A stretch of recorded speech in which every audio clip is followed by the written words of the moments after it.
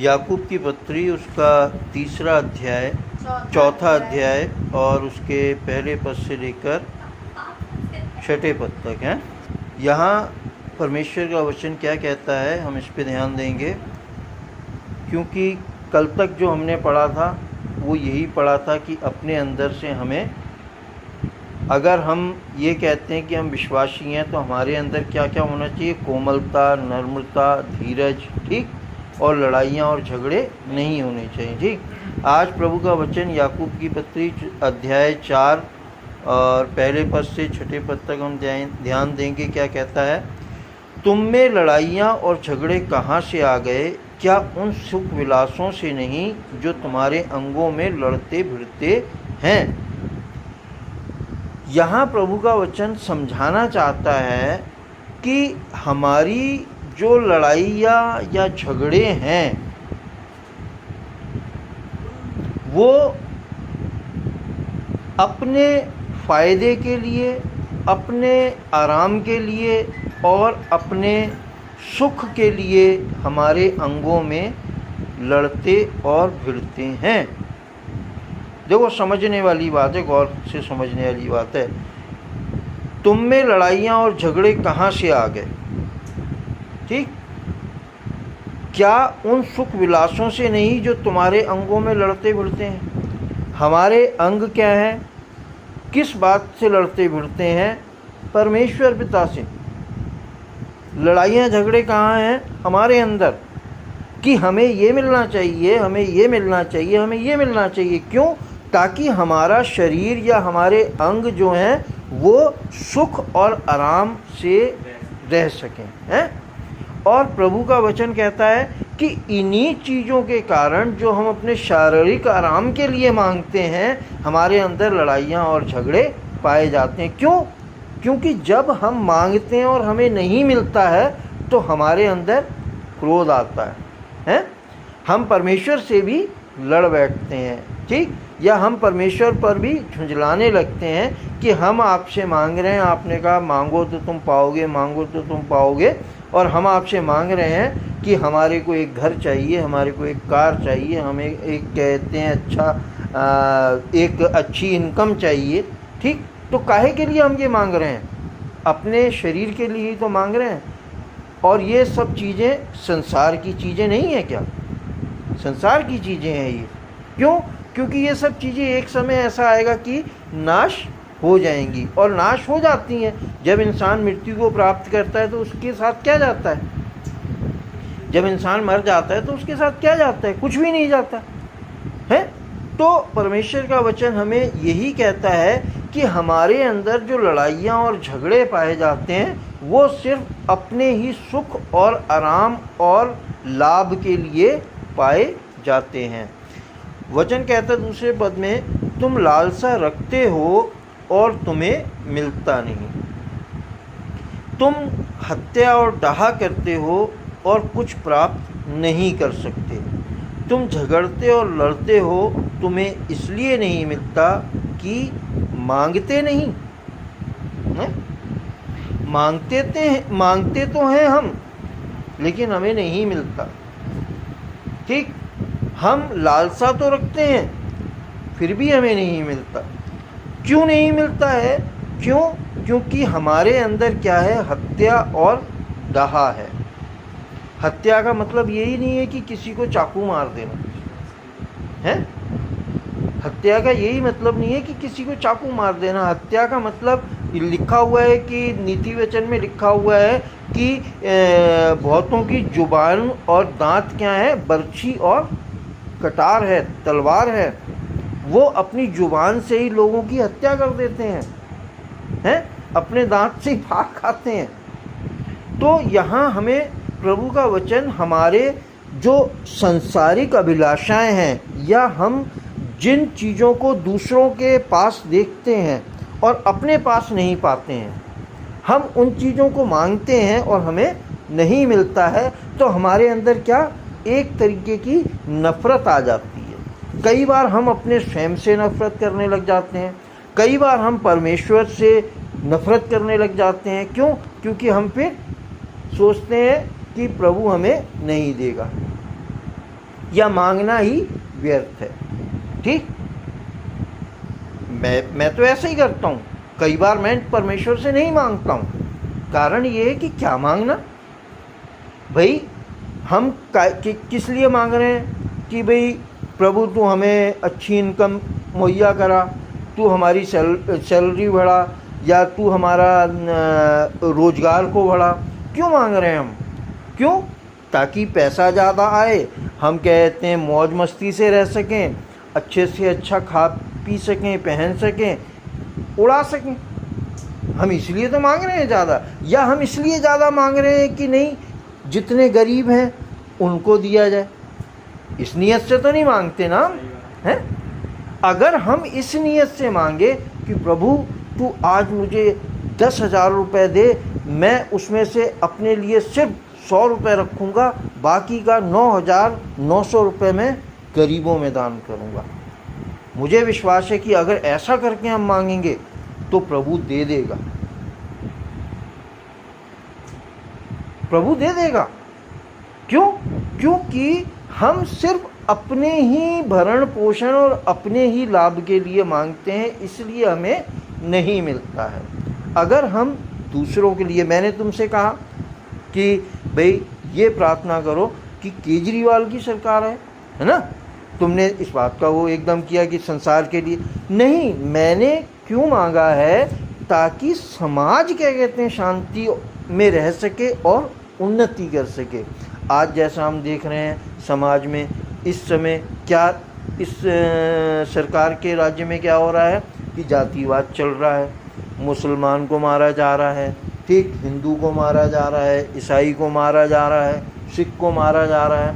ठीक, चाहे मारने वाले वो अच्छे लोग कभी नहीं मारेंगे, लेकिन वो लोग मारा काटा करते हैं जो सिर्फ अशांति चाहते हैं।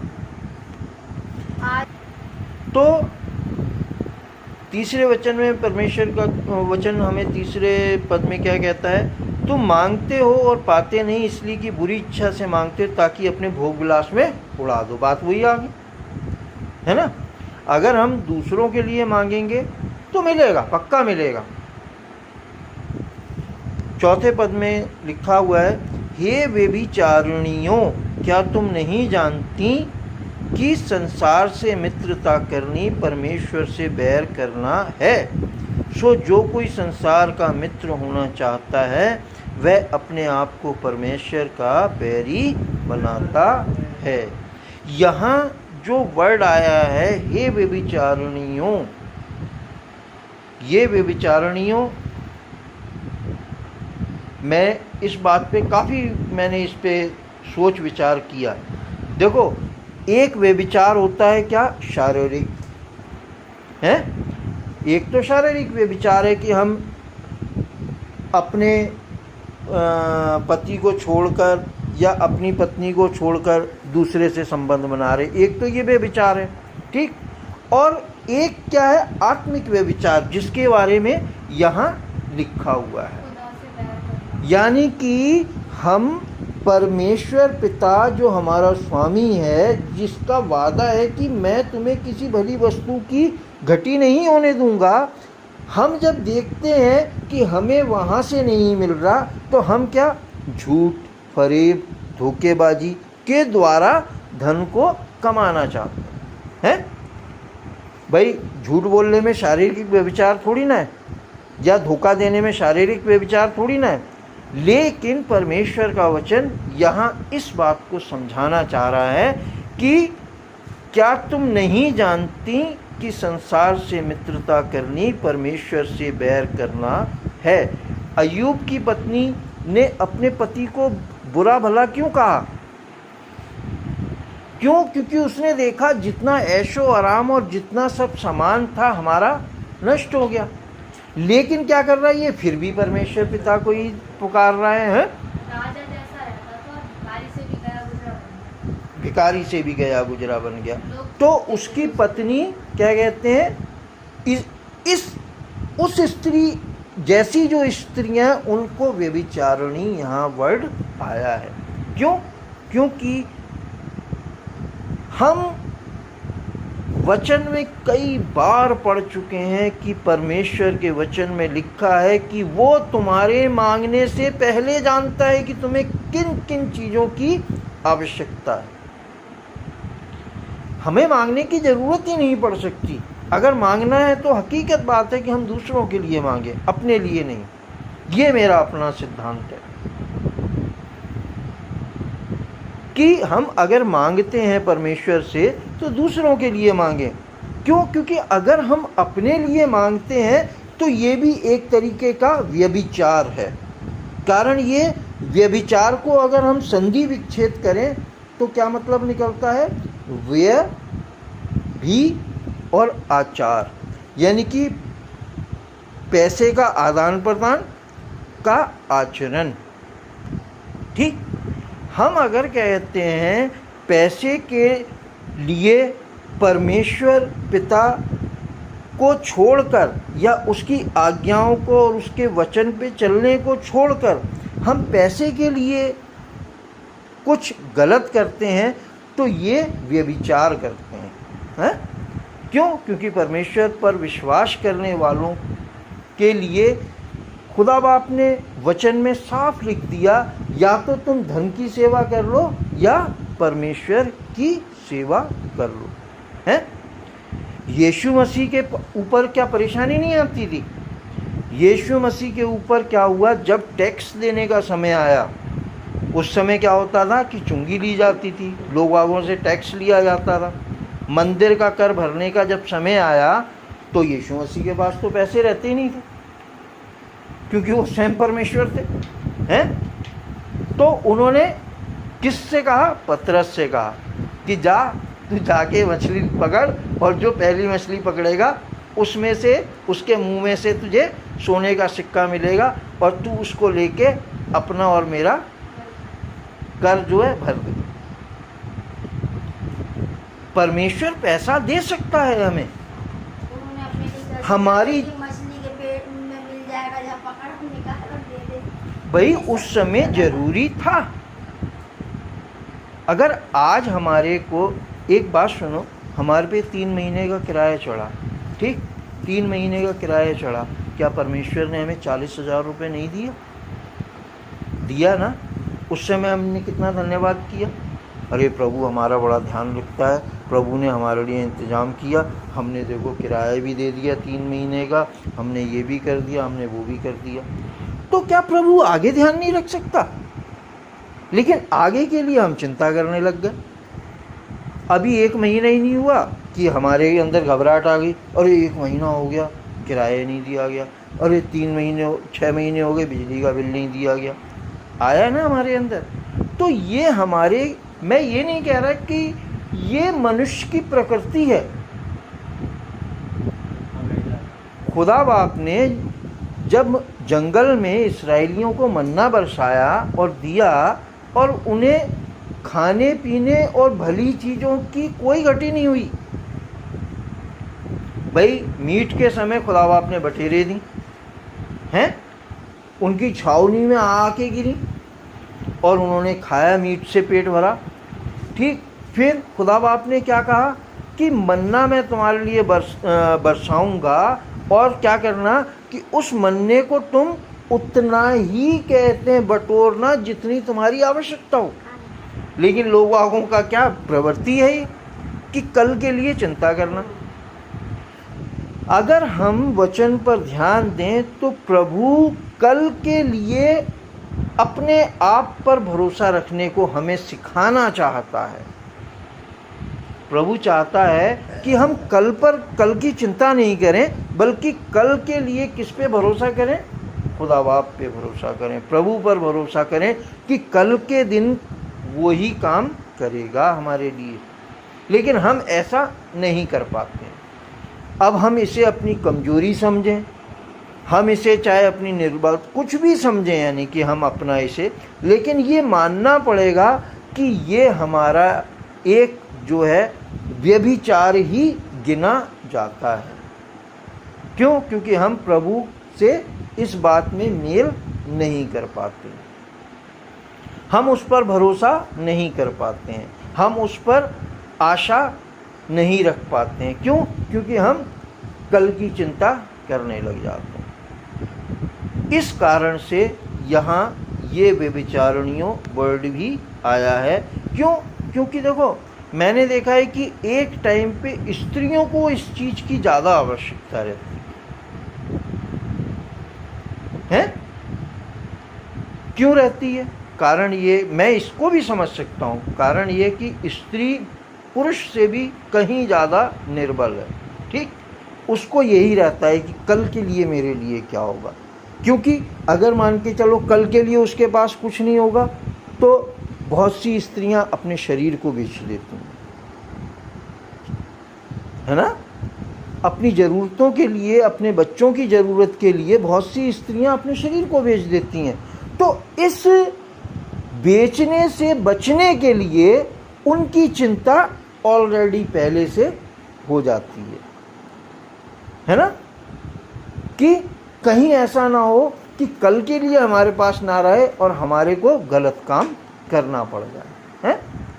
तो हमें इस बात को ध्यान रखना है कि प्रभु हमारे को सिर्फ विश्वास में मजबूत करना चाहता है। प्रभु चाहता है कि हम सिर्फ केवल और केवल और केवल उस पर ही भरोसा रखें, चाहे परिस्थिति कुछ भी हो जाए।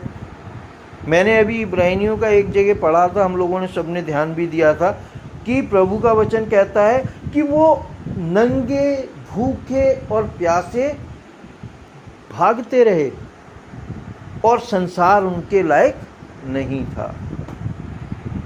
अब अगर हम जैसा व्यक्ति होगा तो क्या कहेगा कि भाई प्रभु ने तो कहा था कि मैं तुम्हारे को अच्छे से अच्छा पहनाऊंगा, इन फूलों को देखो, हैं। उसने कहा था कि तुम इन पक्षियों को देखो, ना ये बोते हैं ना काटते हैं, मैं तुम्हें भरपूर दूंगा। लेकिन वहाँ ये क्यों लिखा हुआ है कि वो भूखे रहे, नंगे उघाड़े रहे, जाड़े में भागते रहे। एक जगह यीशु मसीह भी क्या कहते हैं कि तुम्हें जाड़े में भागना ना पड़े, दुआ करो कि तुम्हें जाड़े में भागना ना पड़े। ये सब क्यों है? ये सब सिर्फ शैतान के कारण है। क्यों? क्योंकि शैतान हमारे को परमेश्वर के आगे इस तरीके से परोस के रखता है। मेरे को तभी तो कई बार बड़ी झुंझलाहट सी होती है। क्यों होती है? वो इस कारण से होती है कि स्वयं परमेश्वर पिता ने हमें बनाया है और हमारी सारी कमजोरियां वो जानते हैं। भाई मान के चलो, इंसान ने एक मोमबत्ती बनाई है, तो इंसान जानता है कि इस मोमबत्ती को अगर मैं कहते हैं आग के अंदर डालूंगा तो क्या ये खड़ी रहेगी? दूर से ही लपट की और गर्मी पाके पिघल जाएगी। लेकिन खुदा बाप इस चीज को जानते हुए भी इंसान को शैतान के हाथ में दे देते हैं। क्यों दे देते हैं? कि उसके विश्वास को। आखिरी मौके पे अगर देखा जाए तो अय्यूब का विश्वास वहां टूट रहा था। उसने बुरा तो नहीं कहा परमेश्वर को, लेकिन अपने लिए मौत मांग ली है। नहीं, क्वेश्चन करे वो तो करे, ठीक, वो भी उसकी कम, और उसने मौत मांगी। यहां देखा जाए तो उसका विश्वास टूट रहा था, सहने से उसके बाहर हो गया था। वही वाला हिसाब किताब जो मैं बता रहा हूं कि मोमबत्ती को हम जानबूझ के आग के पास ला रहे हैं और चाह रहे हैं कि मोमबत्ती सीधी खड़ी रहे, पिघले नहीं। परम पिता परमेश्वर भी यही करते हैं। क्यों? क्योंकि शैतान हमारे को इस तरीके से परमेश्वर के आगे रख देता है। क्यों? ये पुराने नियम में कहीं क्यों नहीं शैतान से लड़ने के लिए कहा गया? पूरा पुराना नियम पढ़ा हुआ है, ध्यान से पढ़े हम लोग। कहीं खुदा बाप ने भी नहीं कहा तुम शैतान से लड़ो। कहा कहीं? यीशु मसीह ने कहा कि तुम शैतान को रौंदो। यीशु मसीह ने कहा कि तुम शैतान को बांधो। क्यों? क्योंकि वो स्वयं जब आके इस दुनिया में उन्होंने देखा कि शैतान इंसान की जिंदगियों को किस तरीके से बिगाड़ता है।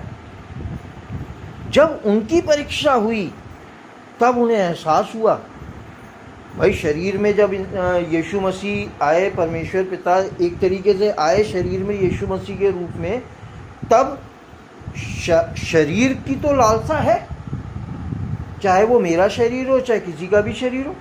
भाई भूख लगेगी तो आंतें सिकुड़ेंगी, आंतें सिकुड़ेंगी तो कुछ भी खाने को चाहिए है। तब शैतान आ जाता है, भाई साहब मेरे को तो बहुत खुन्नस आती है इसके ऊपर। क्यों? क्योंकि इसने यीशु मसीह को भी नहीं छोड़ा। भाई क्या आ गया, तू यदि परमेश्वर का पुत्र है तो इस पत्थर से कह कि ये रोटी बन जाए।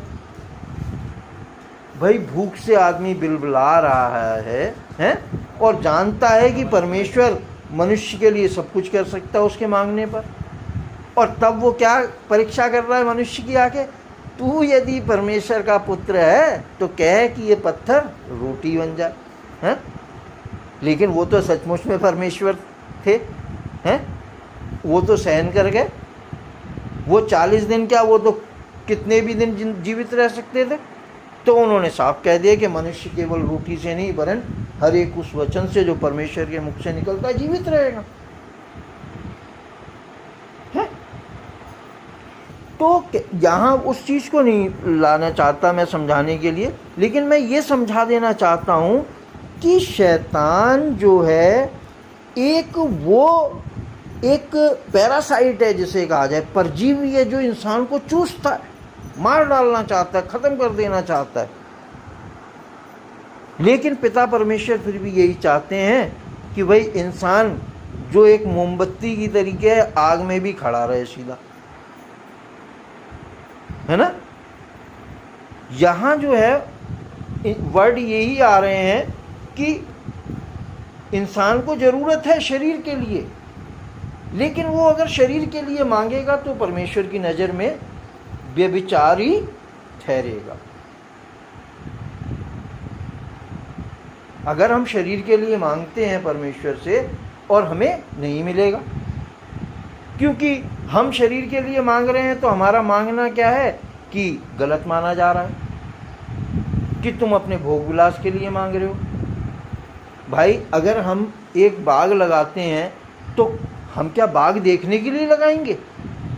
क्या हमारा मन नहीं करेगा कि बाग में जो फल लगे हम उन्हें खाएं और अपना पेट भरें, है ना।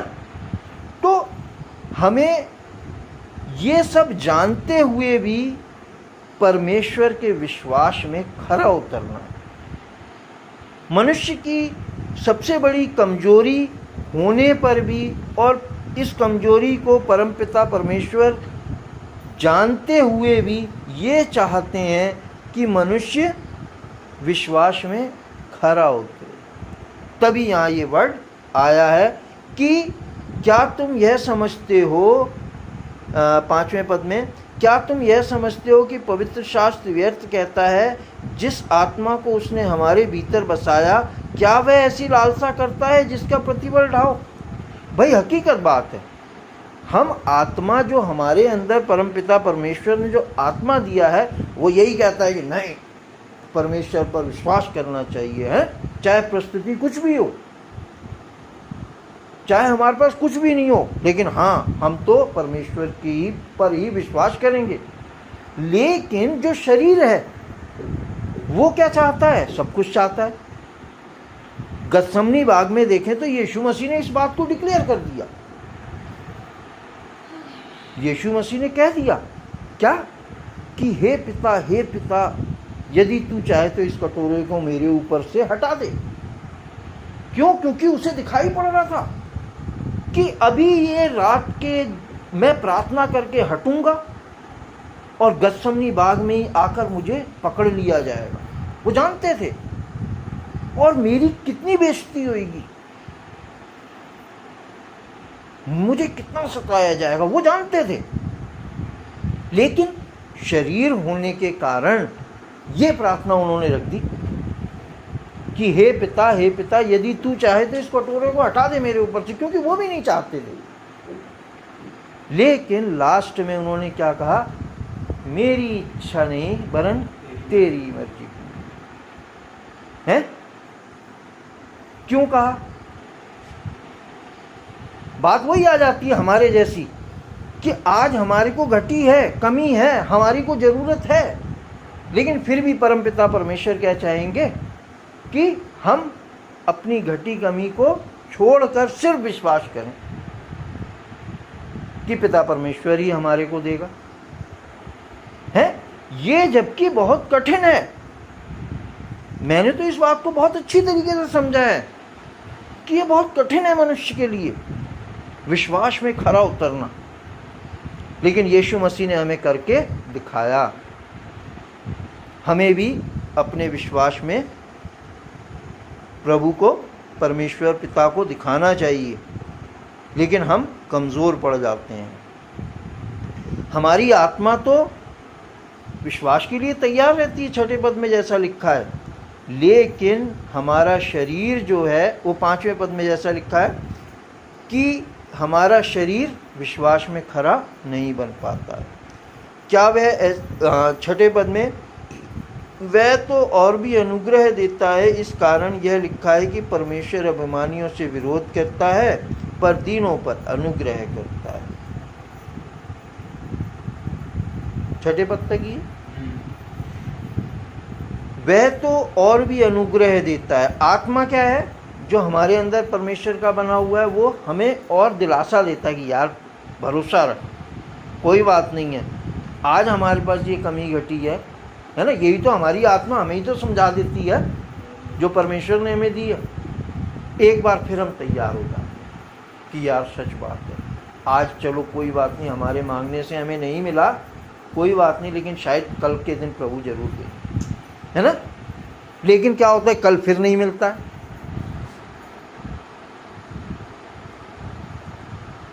हम फिर सोचते हैं, फिर आत्मा हमें समझाती है कि नहीं, तेरे विश्वास की परख हो रही है, धीरज रख। परमेश्वर का वचन कहता है धीरज रख। है आत्मा तो हमें समझाता रहता है, अनुग्रह करता रहता है, हमें बड़ा ग्रेस देता रहता है पीछे से, लेकिन हमारा शरीर जो दुर्बल है, जो नहीं सह सकता है, वो हमें डराता रहता है। कल क्या होगा, कल क्या होगा, आज तो नहीं सुनी परमेश्वर ने, आज तो नहीं दिया परमेश्वर ने, कल क्या होगा। तो हम परमेश्वर की नज़र में इस तरीके से कभी भी कामों के द्वारा खरे नहीं उतर पाते हैं। यही कारण है कि विश्वास के द्वारा तुम धर्मी ठहराए गए। रोमियो की पत्री में लिखा हुआ है कि जब तुम विश्वास के द्वारा धर्मी ठहराए गए तो परम पिता परमेश्वर से मेल जोल बनाए रखो। भाई विश्वास बनाए रखो प्रभु की संगति में। यीशु मसीह ने जैसा कहा कि मैं दाखलता हूँ और तुम मेरी डालियाँ हो, तो हमें डाली की तरीके से उससे जुड़े रहना है, चाहे आगे कुछ भी हो, चाहे आगे कुछ भी हो। ठीक, परमेश्वर पिता के वचन के पढ़े और सुने जाने पर बहुतायत से आशीष हो। आमीन, आमीन, आमीन। प्रभु यीशु मसीह के नाम।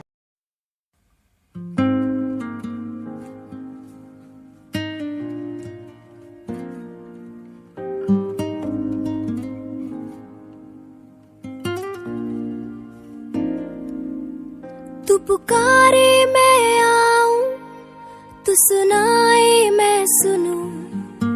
तू पुकारे मैं आऊं, तू सुनाए मैं सुनूं।